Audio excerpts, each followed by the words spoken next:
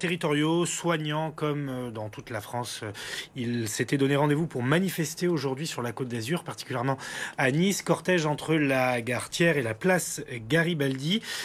Cortège dans l'après-midi. 4000 personnes selon les syndicats, 1000 manifestants selon la préfecture.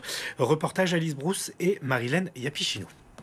Cette action est éminemment légitime pour obtenir une augmentation des salaires à la hauteur de l'inflation.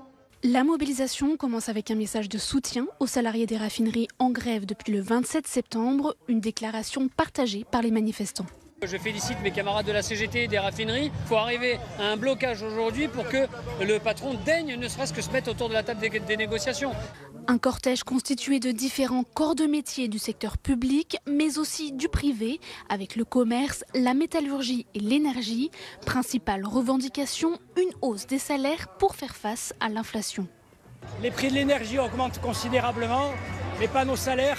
1,5% d'augmentation pour 2022. Pour nous, c'est impensable. Vous avez annoncé un grand plan de revalorisation pour les enseignants. Ce plan, pour le moment, il est à zéro. Donc évidemment, notre présence est là, mais elle est aussi en soutien à tous les autres salariés en grève.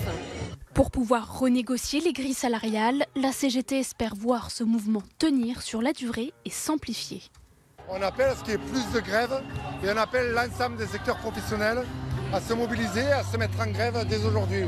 En plus de cette manifestation, le trafic TER a été perturbé, 2 écoles étaient fermées, 31 ouvertes partiellement, les cantines municipales étaient aussi impactées.